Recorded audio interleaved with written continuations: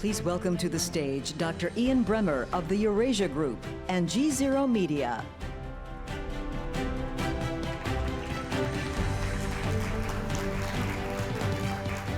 Hi everyone and welcome.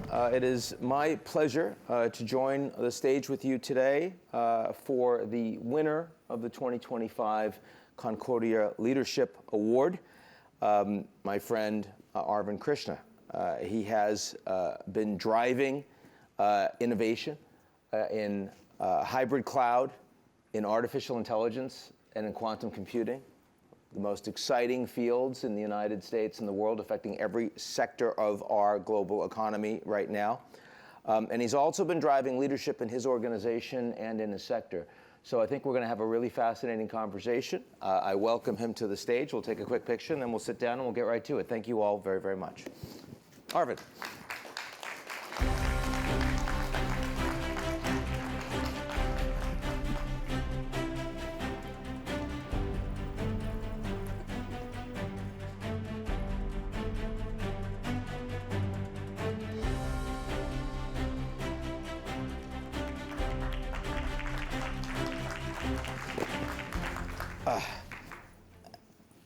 We've got about 20 minutes here.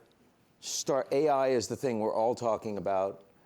What happens if companies do not fully embrace this technology now?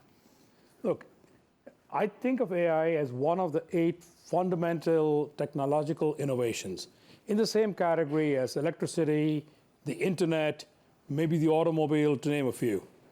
If you don't embrace those, you're going to be far less productive than your peers who do. 5, 6, 7 points of productivity is usually the death of a company. Just think of it this way. If you go to the Fortune 5000, if there was such a thing, you look in there, the total profitability is between 10 and 15%. So 5 or 6 points means that those who embrace it are going to get that much more that they can fuel their investments with, whether it's for innovation, whether it's for R&D, whether it's for sales and marketing, whether it's to make their employees happier. And so there's a fundamental advantage. So to me, you got to embrace it if you want to thrive in the modern economy. A lot of players in this space in the private sector in 2 countries, the United States and China. Really not anywhere else at this point.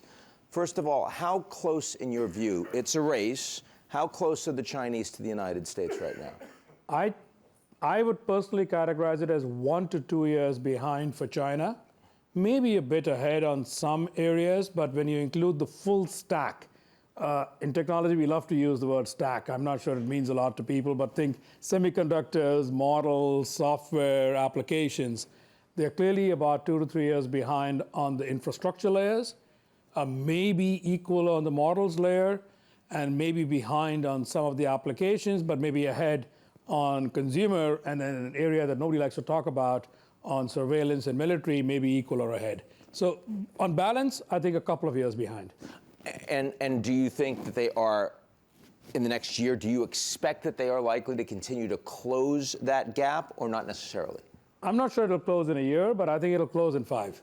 It'll close in 5, irrespective of what the United States does at this point? Correct. Fair enough. How supportive strategically is the United States of your industry right now? Incredibly. So this administration has clearly understood that AI can offer a huge competitive advantage. They clearly get the analogy to the internet days as well as to semiconductors. That's without a doubt. The very fact that the president appointed David Sachs as a czar for AI and crypto, put Sriram Krishnan under him as effectively a special government employee, I think that's the term, but to be an envoy for AI and to be a voice for AI in there. Then if I go forward all the way to the June 23rd AI executive order, they talk about we need innovation. We need to make sure there are some guardrails, but not so high that they prevent innovation, and that we would need to work on global standards. That's a pretty positive statement that moves forward. And I think it's about as close to a balance between guardrails and innovation as you can get. Because if you step forward to legislation as opposed to just a guardrails, at this point, how can you predict where this is used? How do you predict what the exact technology is going to be?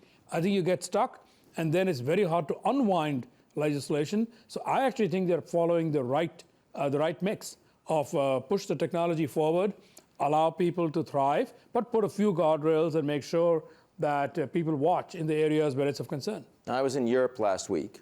It feels like the Europeans understand that their model for governance of AI is not bearing fruit, and that they need to align more with or compete more with the American and or the Chinese models. Yeah. First of all, is that accurate in your view? Second of all, how successful do you think they might become in that? I believe that some of the political leaders and all of private industry there has woken up to that AI offers a source of competitive and economic advantage. I think that's without a doubt. I think the top of the political spectrum recognizes that overregulation can really stifle this technology. You then ask the question, okay, you got it, you recognize it, so are you doing anything to unwind the legislation you've already put in place? Lots of words, no action. And can they invest at scale? So this comes down to, if you take the investments and then you start dividing them across 27 EU member states, $50 billion is $2 billion a country on average. Even if you say the biggest is 5 or 10, that's not enough when you're competing with, on aggregate, 600 billion to $1 trillion worth of investment, both here and in China. So technology is a game of scale, but that is the invention of technology. Deployment of technology is not a game of scale. Deployment of technology, everyone can do. And let's be clear, 80% of the value is derived by the deployers, not by the inventors and producers. So if you're not willing to step up to that scale game, then I think you should be pragmatic. But maybe because I'm in the business world, I say be pragmatic. Deploy it, so at least I get 80% of the value, because if you start changing that 20%, it'll be inferior. And if you try to then make people swallow the inferior, you're forever going to be disadvantaged. It doesn't work. So you got to decide how you play out, or put your eggs sort of in one basket. Pick one country, put 200 billion there, and let the other 26 use it from there. I'm not sure that's politically palatable either. So those are the things to go do. By the way, it has worked in one industry. Airbus is one example where they got together and put all their eggs sort of in one basket. I think 2 countries benefit more than others, maybe 3, but that's one way to do it. But there hasn't been a new model like that in, I think, 40 years.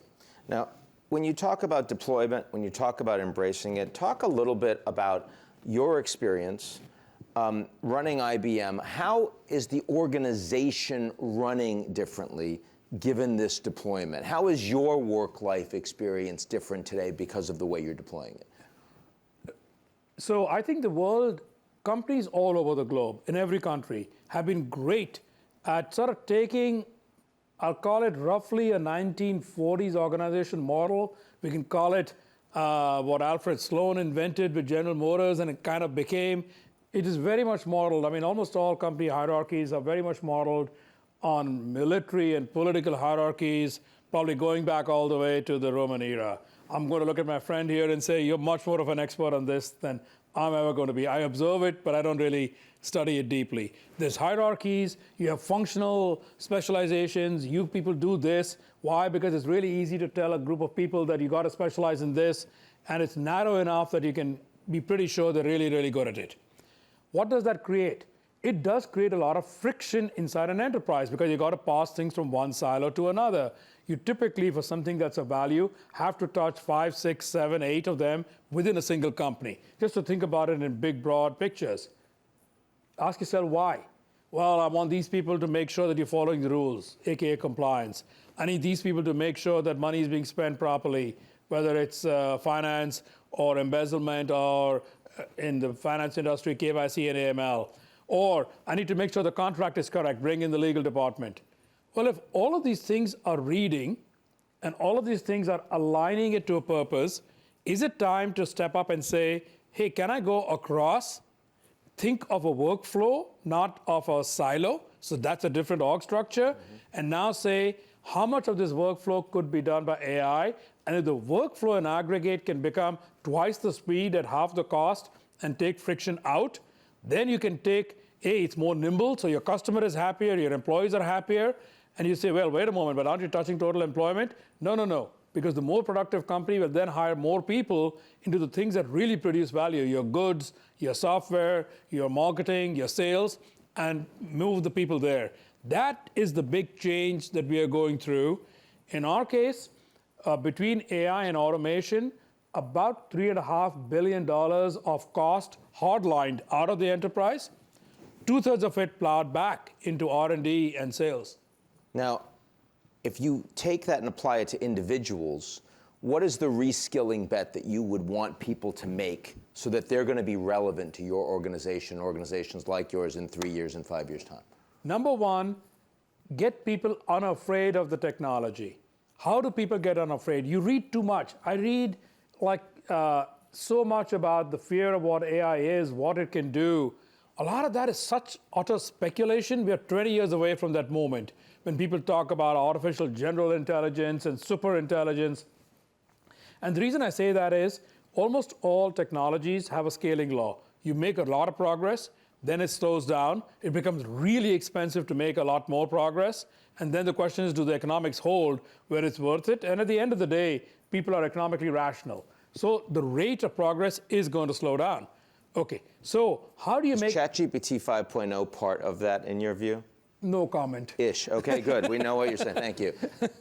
So how about I put it this way? The first one cost $10 billion to make, the next one cost 30, the fourth one cost 50. Now we're talking north of a couple of hundred. If the revenue remains the same, that equation doesn't hold. So we can sort of couch it this way. So how do you get people unafraid to use it? If it's a general purpose technology, go back to 1995. The internet is a great analogy. Everybody at that time thought, oh my God, I got to know these protocols, I got to get deep into the bowels of the internet. No, that's not true. You get a browser, you know how to use it.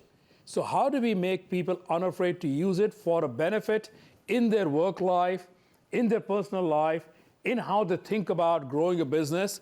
So that means using it. What we do every summer is we take 2 weeks, we tell people get into teams of 5, 10, 20, doesn't matter.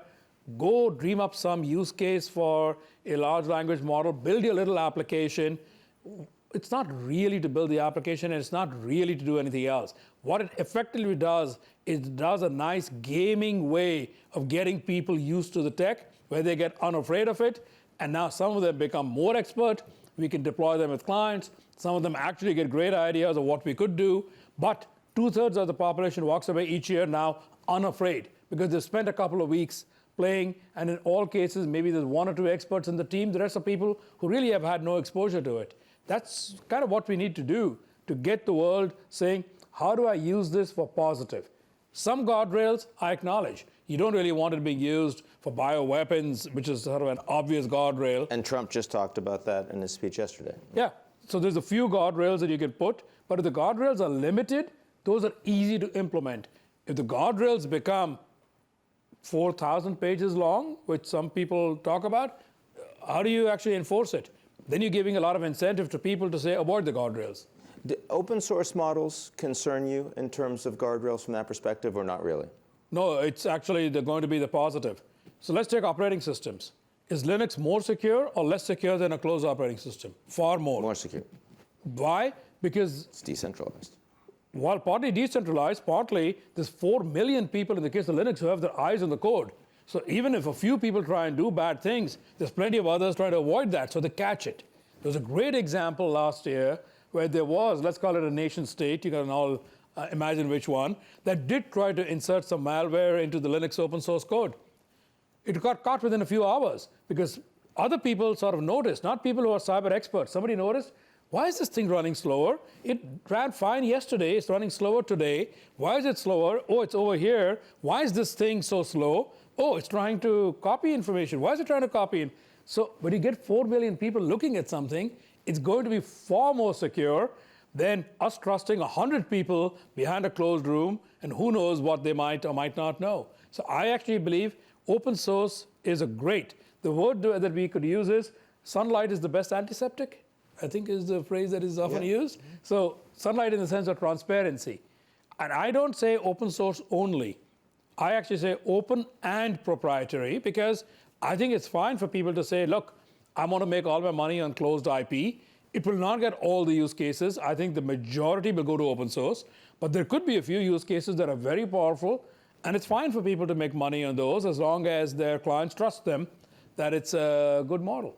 Now, I agree with you strongly that AGI, artificial general intelligence, is not where we should focus on. I think a lot of people saying that is because they don't want to focus on other things that are nearer term that actually are relevant to their business. Of the things that are out there that are true potential concerns, because this technology is incredibly powerful and it's moving very fast, and the money we're talking about is very real, what is the risk that you wish more people would spend more of their time about? Is it that this could be, part of it could be a bubble and there could be a lot of disruption? Is it about labor disruption? Is it about national security? Where are the areas that you think we really do need to spend our time? Look, if you look, and it varies by country, the United States is a wonderful investor of capital. What people often forget is that along the way, 9 out of 10 by volume get destroyed, but somebody else picks up those pieces. So there may be overinvestment, but I kind of go back to the fiber in the ground analogy. All those companies that laid fiber in the ground in 95 to 99, I think the vast majority went broke. But we all benefit from that fiber in the ground, and lots of other people made a lot of money, so the investors still got rewarded. So in aggregate, they didn't lose, specific ones did, but that's the nature of the beast. If you don't want that noisiness and that sort of messiness, then it's really hard to make quick progress. And that's what you got to do. So I actually encourage the investment, but I would probably caution that 7 out of 10, maybe not 9 out of 10, will not get a return, but the 3 out of 10 who do will more than make up for the rest. So if you have your bet spread, you're going to win. So yes, it is going to be messy, but we're going to emerge in a much better place than we are before. The other caution I would put is, I personally believe we are going to find a way to get 100 times the energy efficiency, but it will probably take 5 years. 100 times? 100 times the energy efficiency of today. And so that means we could get the usage go up by 100 times for about the same energy as we use today. So you don't then think that there's likely to be massive energy bottleneck on the basis of the data center and the compute requirements? If I go over a period of decades, no. If I go over a period of the next 3 to 4 years, probably yes. Probably yes. Interesting. Okay. I've got some lightning round questions that you have to answer quickly. Okay. First, how long do you think until you would allow an AI agent to become a trusted advisor? Today. Advising me on a restaurant to go to, advising me of which train to take, advising me of summarizing an email, today. Advising you on a strategic decision involving the future of your organization? No chance. Ever? Will that happen in a year? Will that happen in 2 years? Longer than 10. Will it be one voice? Absolutely. But you've got to triangulate. Look, I live in a world of gray. I wish decisions were black and white. They're not. You're trying to balance risk and uncertainty. So you have to get the advice from different voices. That, I think, is really important. Where is a geopolitical lens? Where is a regulatory lens? Where is a technology lens? What is the brand permission of a company? You got to take all those voices into account. So I think that that is where it can be one input, but it's not going to be the only input. Okay, 2 more questions I'm going to get to you. What is the most useful AI application that doesn't exist yet, but you think is coming soon? Well, the whole aspect of it being a great aid to productivity for programming and building software is, I think, underestimated.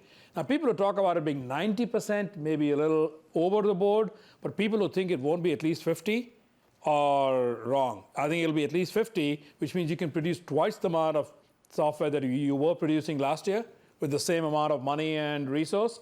And if you can do twice as much, think about the citizen services, think about government, think about companies' productivity, think about happier employees, happier customers. I think that's across the board. So that's within a year, right? That's now. That's now, yeah. Final question. You get a call from your lab that a rogue agentic AI has broken out. Who's your next call? IBM's red team, government regulators, your lawyers, or your wife and children? My CISO to say shut down all these systems. This is no different than a cyber attack or a ransomware attack. We are pretty quick. We give our CISO permission, shut down the system first, ask questions later. Don't go do a 2-hour risk analysis. That's later.